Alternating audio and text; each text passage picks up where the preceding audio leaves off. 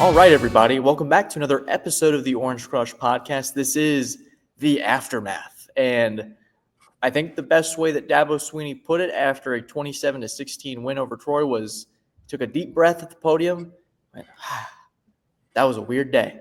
And weird it was. Clemson fell 16-3 entering the halftime to Troy.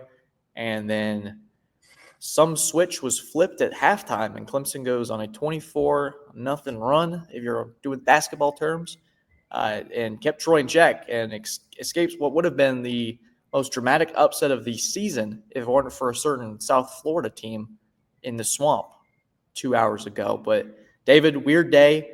A lot of questions more than answers after a really questionable performance from LSU. You really felt like this was an opportunity for the offense to step up, rebound, and take control against inferior competition. And those Trojans from Alabama, man, they got after it, and that Clemson offense looked stifled up until that second half. Yeah, and even then, like Clemson, the 24-0 run there in the second half after 27-0, if you think they fell down 16-0, still a lot of questions to me, some questions on defense that second half can't erase. In that, I don't think Cade Klubnik still is seeing the field very well. There were times even in the second half where guys were wide open.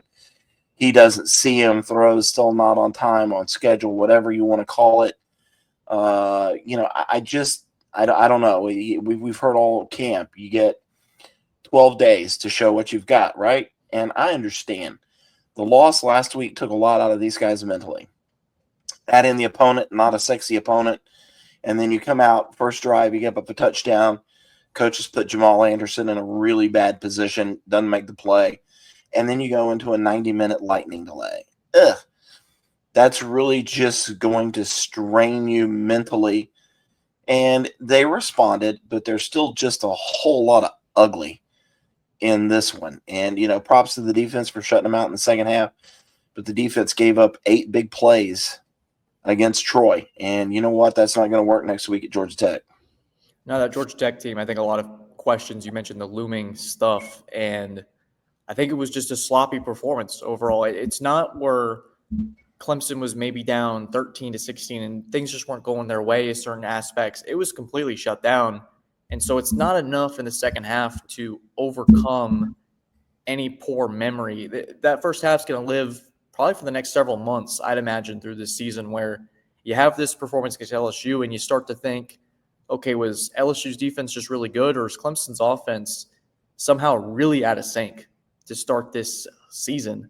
And for a team that's got a lot of returning starters, a third-year starter at quarterback, receiving core that's been together for the last year, obviously losing Antonio Williams is tough, but felt like until that second half, we hadn't really seen what was advertised to us all through camp, where this offense is unstoppable. Garrett Riley, they've got it all checked out, all figured out, and it just hasn't been the case. And so I think a lot of Clemson fans, deservingly so, are going to be a little worried heading into ACC play next weekend.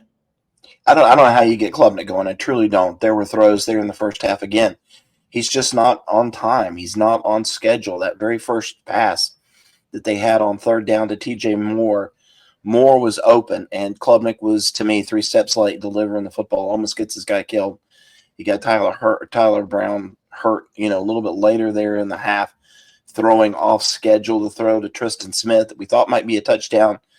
Review later said that, he kind of had to go to a knee to catch it because it was just not on target. So I don't know what's going on there. Somebody sent me a text. Is he hurt? No, not that we know of. Haven't seen anything. He's always kind of worn that sleeve on his leg after a leg injury a couple of years ago.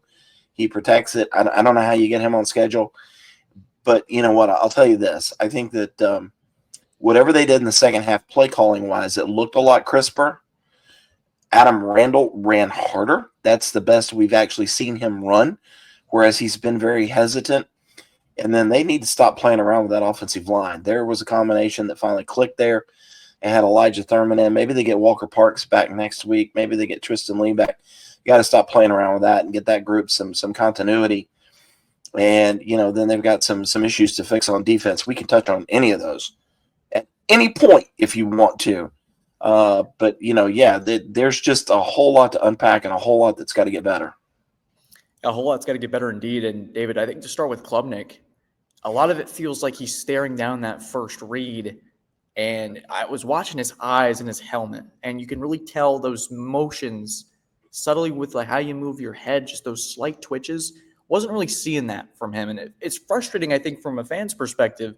It's like, felt like last year you were starting to see that progression to evolution as a passer. And you get to the LSU game, a couple rewatches, he's staring down some reads. Today, the TJ Moore one, felt like he looked at that for about 3 seconds and pulled the trigger a little bit too late. So it's just confusing with this offense and how it's kind of regressed where, and I'd mentioned this morning on the Roars that this is a unit that felt like that side was figured out and that Tom Allen's defense was the one that was maybe going to ramp up. They're just kind of trying to figure it out, and it's been the inverse. And I keep hearing the thing 2023 pop up, but it feels a little bit different than that. Just that 23 team talent-wise just wasn't on the same page, same level in theory as the 2025 group. A lot of questions, David. It felt like the run game, Swinney said they switched to more of a gap feel than maybe a zone look. And for some reason that clicked, and Randall all of a sudden, the vision of what these coaches have been preaching, we finally got to see it a little bit. Now, whether that's against inferior competition or maybe that's the start of something that they can build off of, but that balance that they had been searching for, this running game, Swinney had mentioned it, that the second half, they really figured something out. It was a gap switch instead of more of a zone look. And you mentioned it, Randall ran harder. Randall plowed through a lot more effort. So I think maybe there's something there with this offense. If we're trying to find something to dig through this, they're going to see things have been working, and maybe they can take that and play 4 complete quarters. But something, David, we've seen twice with this Clemson team in 2025 is they can't start at all. They really haven't been able to get things going and get comfortable early. And for a team with so much continuity from last year, that feels like that should not be the case. Before we get back to this video, we'd like to thank the title sponsor for this podcast, Newton, Scott & Associates. This team is headlined by Jeff Scott, former Clemson assistant coach and 2-time national champion, as well as Eric Newton, a longtime local and trusted real estate partner. These two are teaming up to provide a first-class experience for all Clemson fans. Whether you're looking to buy, sell, or build in the upstate area of South Carolina, you can trust Newton, Scott & Associates. Choose the same team that Clemson coaches are selecting when they're looking to buy, sell, or build, all the way from Tigertown to Lake Kiowee. For more information, you can find them at newtonscottsc.com or by calling the number 864-722-9062. That's 864-722-9062. Now, let's get back to the video. Yeah, still just 3.9 yards per rush. That's not winning football. It's not going to win a lot of games. Still not very good through the air at times. This is a team against Troy.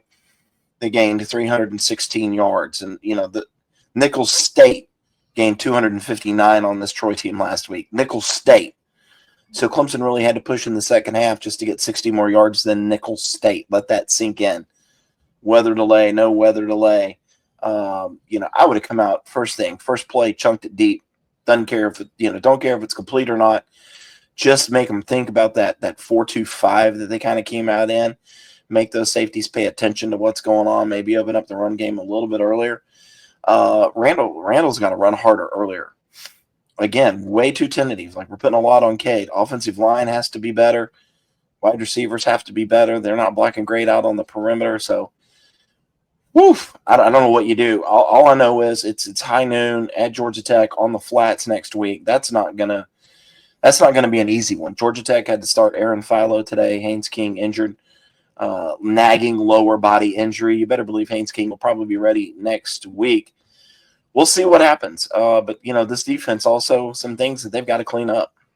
Yeah, Swinney said 3rd and long was their biggest issue. It felt like Tom Allen's defense was doing a lot of the legwork and then for some reason wasn't able to get off the field.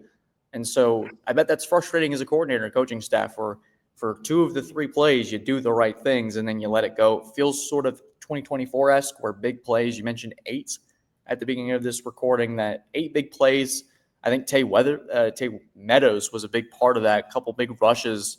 And it feels like for some odd reason, the gaps with the linebackers, and you've been on this with LSU, been a big issue with Woodaz and trying to figure that out.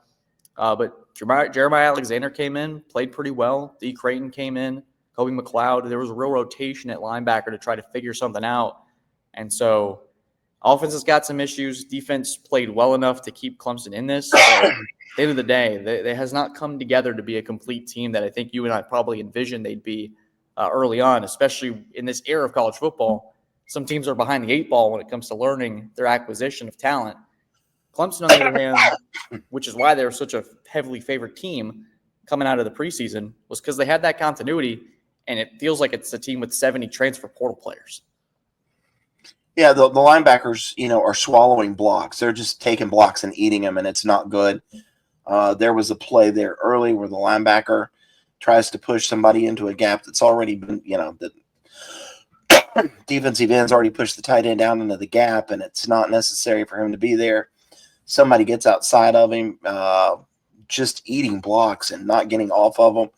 Then there was a play on the defensive line there where there was a stunt, but the stunt, somehow somebody didn't cover up that A-gap, and the running back just shot through there, and you go, man, these are all things that are kind of coachable.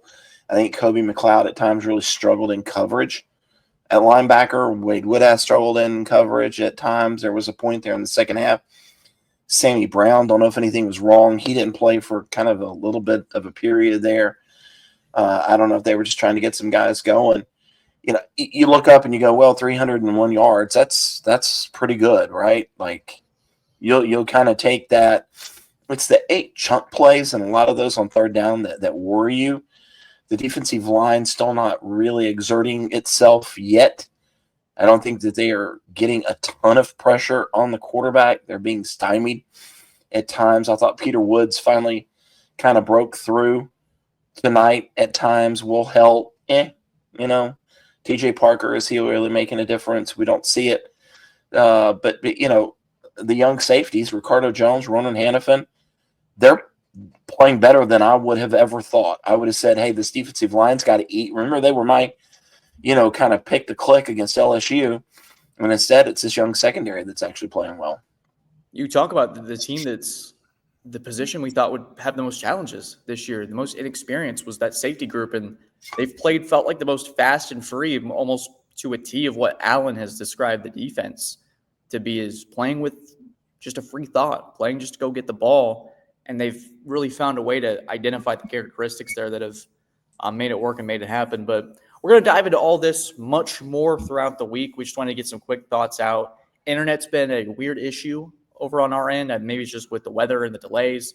We want to shout out David for powering through this quick podcast. He's been dealing with a sickness, and we're hoping that he gets better soon. But guys, thank you as always for tuning in. We'll be back with more podcast content this week as we ramp up to Georgia Tech in that high noon kickoff in Atlanta. So guys, thank you as always for tuning in. Subscribe for more. God bless y'all. Have a good one.